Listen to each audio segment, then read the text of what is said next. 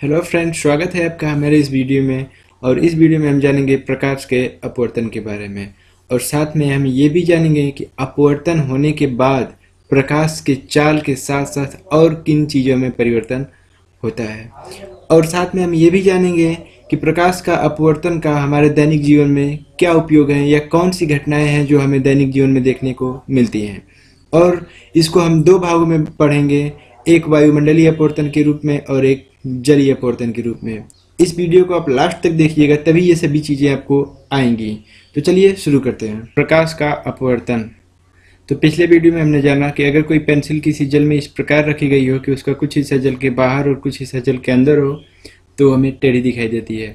वो इसलिए होता है क्योंकि जब प्रकाश की किरण जल की सतह तक आती है तो जल की सतह तक आने के बाद उसको सीधा जाना चाहिए, बट यहाँ से वो झुक जाती है क्योंकि माध्यम चेंज हो जाता है। और हमने ये भी जाना कि प्रकाश की चाल अलग अलग माध्यम में अलग अलग होती है। प्रकाश की चाल सबसे अधिक गैस या निर्वात में होती है और सबसे कम ठोस में होती है। अब हम बात करते हैं आगे।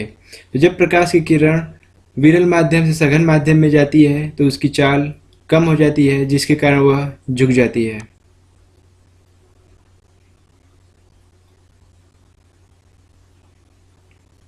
और इसके अपोजिट, जब प्रकाश की किरण सघन माध्यम से विरल माध्यम में जाती है तो उसकी चाल बढ़ जाती है, जिसके कारण पुनः वह झुक जाती है।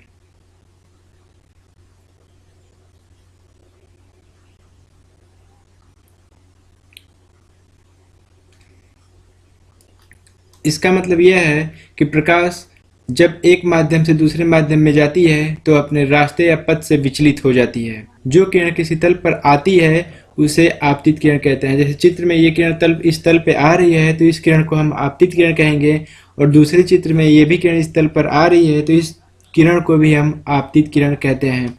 और जो किरण तल से दूर जाती है उसे अपवर्तित किरण कहते हैं। तो जो किरण तल को पार करके यानी अपवर्तन होकर तल से दूर जाती है उसे अपवर्तित किरण कहते हैं। और कहा जाता है कि किरण अपवर्तित होकर आ रही है, तथा जिस तल से अपवर्तन होता है उस तल को अपवर्तक तल, और जिस बिंदु से अपवर्तन होता है उस बिंदु को अपवर्तन बिंदु कहते हैं। यहाँ इस तल से अपवर्तन हो रहा है तो इस तल को अपवर्तक तल और इस बिंदु को आपतन बिंदु कहते हैं। यहाँ इस फिगर में भी इस तल से अपवर्तन हो रहा है तो इस तल को अपवर्तक तल, और इस बिंदु से अपवर्तन हो रहा है तो इस बिंदु को आपतन बिंदु कहते हैं। आपतन बिंदु पर डाला गया लंब अभिलंब कहलाता है। यह एक तल है और इस तल पर जो किरण आएगी उसे हम आपतित किरण कहेंगे, और इस जो किरण इस तल से दूर जाएगी उसे हम अपवर्तित किरण कहेंगे। और जहाँ से अपवर्तन हो रहा है उस बिंदु को हम आपतन बिंदु कहते हैं, और जिस तल से अपवर्तन हो रहा है उस तल को हम अपवर्तक तल कहेंगे। आपतन बिंदु पर डाला गया लंब अभिलंब कहलाता है। आपतित किरण और अभिलंब के बीच का कोण आपतन कोण कहलाता है, और अपवर्तित किरण और अभिलंब के बीच का कोण अपवर्तन कोण कहलाता है।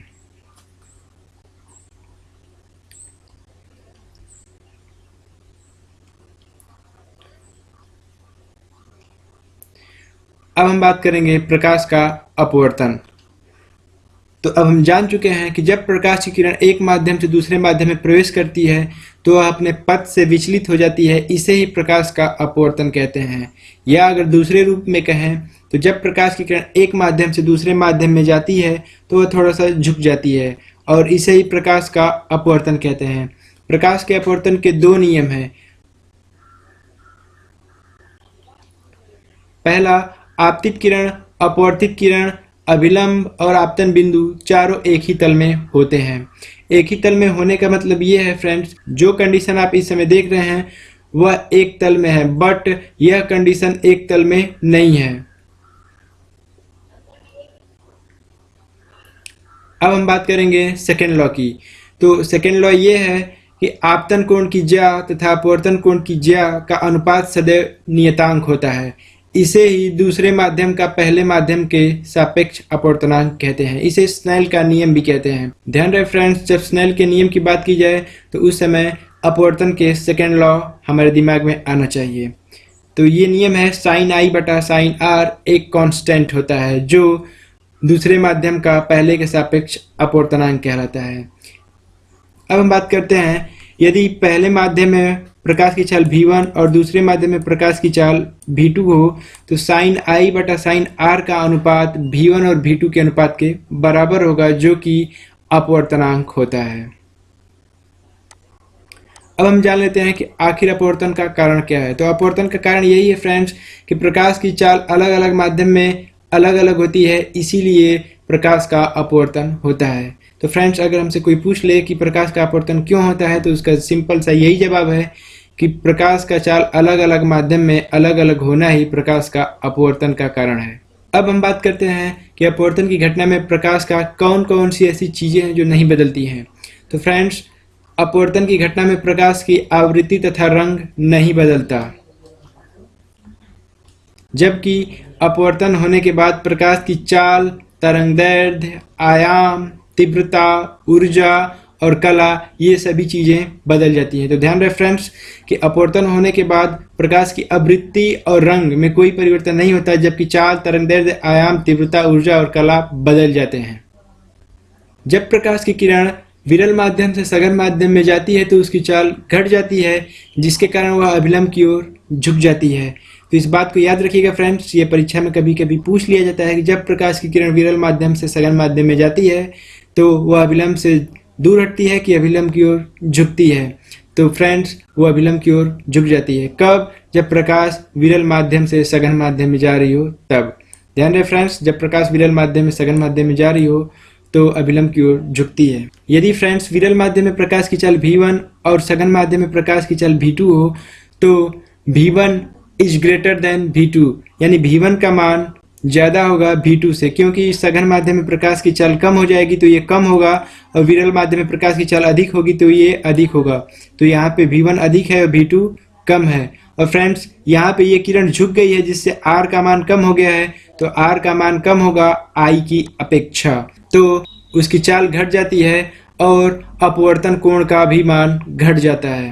तो ध्यान रहे फ्रेंड्स, जब प्रकाश विरल माध्यम से सघन माध्यम में जाती है तो उसकी चाल घट जाती है और अपवर्तन कोण का मान आपतन कोण से कम होता है।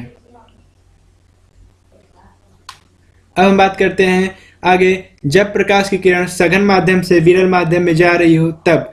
तो फ्रेंड्स, जब प्रकाश सघन माध्यम से विरल माध्यम में जाती है तो उसकी चाल बढ़ जाती है, जिसके कारण वह अभिलंब से दूर हटती है। यदि फ्रेंड्स सघन माध्यम में प्रकाश की चाल v1 और विरल माध्यम में प्रकाश की चाल v2 हो तो इस समय v2 बड़ा होगा v1 से, क्योंकि सघन माध्यम में प्रकाश की चाल कम, विरल माध्यम में प्रकाश की चाल अधिक होगी, तो इस समय v2 ज्यादा हो जाएगा v1 से। और फ्रेंड्स, यहाँ दूर हट रही है तो ये कोण बड़ा हो गया, तो फ्रेंड्स यहाँ R यानी अपवर्तन कोण का मान आपतन कोण के मान से ज्यादा होगा। तो फ्रेंड्स, इस बात को याद रखिएगा। आइए अब बात करते हैं कि अपवर्तन की घटना से हमारे दैनिक जीवन में क्या क्या देखने को मिलता है। तो हम पहले बात करेंगे वायुमंडलीय अपवर्तन। तो फ्रेंड्स, पृथ्वी पर वायुमंडल एक समान नहीं है, इसके घनत्व तो कहीं अधिक तो कहीं कम है, जिसके कारण प्रकाश का अपवर्तन होता है। इसके उदाहरण हैं तारों का टिमटिमाना, सूर्योदय से पहले और सूर्यास्त के बाद तक दिखाई देना। फ्रेंड्स, चंद्रमा तारों की अपेक्षा आंख पर बड़ा कोण बनाता है, अतः यह टिमटिमाता हुआ प्रतीत नहीं होता है, बल्कि तारे आंख पर छोटा कोण बनाते हैं, जिससे वो टिमटिमाते हुए प्रतीत होते हैं। धरातल के समीप वायु का घनत्व अधिक होता है, जिसके कारण अपवर्तनांक भी अधिक होता है, क्योंकि धरातल के समीप गैसें सघन होती हैं, जिससे उसका अपवर्तनांक अधिक होता है, और जैसे जैसे ऊपर जाते हैं यह घटता जाता है। इसी कारण सूर्य, तारे तथा आकाश में ऊंचाई पर उड़ता विमान अपनी वास्तविक स्थिति से ऊंचा दिखाई देता है। तो फ्रेंड्स, इन सभी बातों को याद रखिएगा। अब हम बात करते हैं अगले उदाहरण की। तो फ्रेंड्स, जल की सतह पर प्रकाश के अपवर्तन के कारण ही तालाब की गहराई उसकी वास्तविक गहराई से कम दिखाई पड़ती है। अब हम कुछ एग्जाम्पल को समझ लेते हैं। जैसे ऊपर से नीचे आने पर हमारा वायु का घनत्व बढ़ता है, जिससे अपवर्तनांक भी बढ़ता है। अब फ्रेंड्स, कोई व्यक्ति अगर ऊपर तारे को देखे तो उस तारे से आती हुई किरणें जब वायुमंडल में प्रवेश करेंगी तो वहां प्रकाश का अपवर्तन होगा। फ्रेंड्स, यहाँ पे वायुमंडल शुरू है यहाँ से, तो यहाँ से प्रकाश की किरणें जब यहाँ पर आई हैं तो अपवर्तन के कारण थोड़ा सा झुक गई हैं। जिसके कारण यहाँ प्रकाश का अपवर्तन हुआ है। तो वायुमंडल के कारण यहाँ पे प्रकाश का अपवर्तन हुआ है, इसीलिए इस अपवर्तन को हम वायुमंडलीय अपवर्तन कहते हैं। और इसी अपवर्तन के कारण हमें तारे की आभासी स्थिति कुछ इस प्रकार दिखाई देती है, और इसीलिए तारे हमें टिमटिमाते हुए नजर आते हैं, उनकी स्थिति बदलती रहती है। अब हम बात करते हैं सूर्य का सूर्यास्त के बाद भी दिखाई देना और सूर्योदय से पहले दिखाई देना। तो फ्रेंड्स, हम सभी जानते हैं कि पृथ्वी के चारों तरफ वायुमंडल घिरा हुआ है। ये क्षितिज रेखा है फ्रेंड्स। हम जब भी देखते हैं तो क्षितिज रेखा से ऊपर के ही देख सकते हैं, क्षितिज रेखा से नीचे हम नहीं देख सकते हैं। हम हमेशा क्षितिज रेखा से ऊपर ही देखते हैं, क्षितिज रेखा के नीचे हम नहीं देख सकते हैं। तो फ्रेंड्स, जब सूर्य क्षितिज रेखा से नीचे होता है तो हम कहते हैं सूर्य डूब चुका है या सूर्य उगने वाला है। तो फ्रेंड्स, होता क्या है, जब सूर्य क्षितिज रेखा से नीचे होता है तो सूर्य से चलने वाली किरणें जब वायुमंडल के यहाँ आती हैं, ये सघन माध्यम होने के कारण ये झुक जाती है किरणें यहाँ से, और झुकने के बाद ये सूर्य की हमें आभासी स्थिति दिखाई देती है फ्रेंड्स। इसीलिए सूर्योदय के पहले 2 मिनट पहले ही सूर्य हमें दिखाई देता है, और सूर्यास्त के 2 मिनट बाद तक भी सूर्य हमें दिखाई देता है। तो उम्मीद है फ्रेंड्स ये सभी बातें आपको समझ में आई होगी। अब हम बात करते हैं जलीय अपवर्तन का। तो पानी में डूबी पेंसिल या छड़ का टेढ़ा दिखाई देना, ये जलीय अपवर्तन के कारण होता है। जैसे फ्रेंड्स, हम समझ चुके हैं कि कोई पेंसिल अगर जल में इस प्रकार रखी गई हो कि उसका कुछ हिस्सा जल के बाहर और कुछ हिस्सा जल के अंदर हो, तो प्रकाश की किरणें जल की सतह पर आने के बाद विरल माध्यम से सघन माध्यम में आती हैं, जिसके कारण वो किरण झुक जाती है, और इसी कारण ये पेंसिल हमें टेढ़ी दिखाई देती है फ्रेंड्स। इसी प्रकार पानी में रखी या डूबी वस्तु का ऊंचा उठा दिखाई देना, ये सभी प्रकाश के अपवर्तन के कारण होता है। यदि कोई स्कीमो या भाले से मछली मारने वाला मछली को निशाना साधे तो वह मछली को कहाँ निशाना साधे कि मछली को निशाना सही लगे। अगर वह जिस स्थिति पे मछली दिखाई दे रही है उस पे निशाना साधेगा तो मछली को नहीं लगेगा, उसको कुछ मछली से कुछ नीचे, क्योंकि अपवर्तन के कारण वह कुछ उठा दिखाई दे रही होगी, तो नीचे मारना होगा। और वो जो स्थिति देखता है फ्रेंड्स, वो आभासी स्थिति देखता है, तभी वो मछली को निशाना साध पाएगा। उम्मीद करते हैं फ्रेंड्स ये वीडियो आपको अच्छी लगी होगी। अगर वीडियो अच्छी लगी तो चैनल को सब्सक्राइब एवं वीडियो को लाइक जरूर कीजिएगा।